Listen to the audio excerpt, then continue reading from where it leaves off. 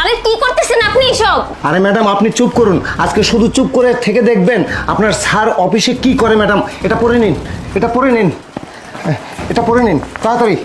হ্যাঁ পড়ে নিন। হ্যাঁ ঠিক আছে ম্যাডাম, ওকে। আপনি শুধু আমার পিছে পিছে এসে দেখুন, আসুন।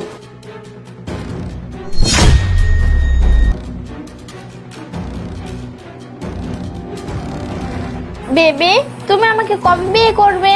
আরে বেবি সমস্যা নাই, আমরা এই 2-1 মাসের ভিতরে বিয়ে করব। তুমি এত চিন্তা করতেছো কেন? আমার বউটা আছে, আমার বউটার জন্য একটু ঝামেলা, বুঝতে পারো না বিষয়টা? শুধুমাত্র সবসময় 2-1 মাস সবসময় এইসব বাহানায় দাও। তোমার বউকে তুমি ডিভোর্স কেন দিয়ে দিচ্ছ না? আর তুমি যদি এতই কিছু না পারো তাহলে আমার সাথে সম্পর্ক নষ্ট করে দাও। আরে তুমি এত উত্তেজিত হচ্ছ কেন? তুমি বোঝার চেষ্টা করো। আমি বোঝার চেষ্টা করব না, আমাকে এই কিছুদিনের মধ্যেই বিয়ে করতে হবে, আর না হলে আমি আচ্ছা বাবা, আচ্ছা তুমি একটু শান্ত হও, তুমি একটু শান্ত হও। আমি অবশ্যই তোমাকে বিয়ে করব। তোমাকে বিয়ে করার জন্যই তো তোমার জন্য আমি এত কিছু করি। তুমি দেখো, তুমি যখন যা চাও আমি তোমাকে সাথে সাথে তাই দেওয়ার চেষ্টা করি। আবার আমার বউটা আছে, একটু দেখলে সমস্যা, মানে ওকে একটা ব্যবস্থা করে তারপর তোমার সাথে আমার বিয়ে হওয়া লাগবে, বুঝো নাই?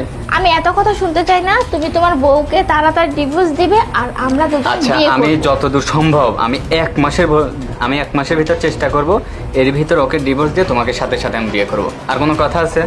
ওকে বেবি, সমস্যা নেই। আচ্ছা বাদ দাও।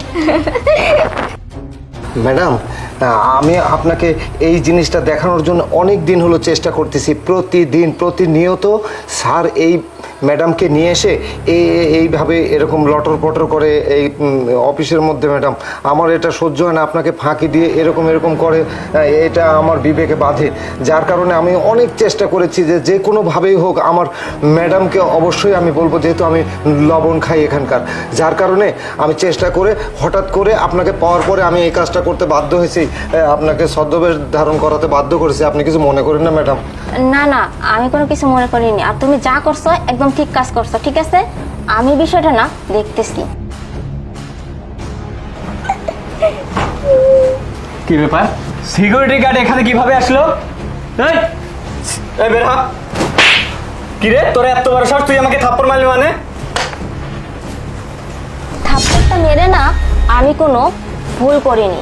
যা করছি একদম ঠিক কাজ করছি। লিমা তুমি এখানে কি, মানে তুমি এখানে কিভাবে আসলে? আমি এখানে কিভাবে আসলাম? আমি তো অফিসেই আসতেছিলাম। সিকিউরিটি গার্ড না আমাকে সব বলে দিছে যে তুমি অফিসে না দিনের পর দিন নোংরামি করতেছো। আরে না লিমা, তুমি যেটা ভাবতেছো সেটা না, আসলে আমার একটা ইম্পর্টেন্ট ফাইলের বিষয়ে কথা বলতে লাগছিলাম। ও ইম্পর্টেন্ট ফাইল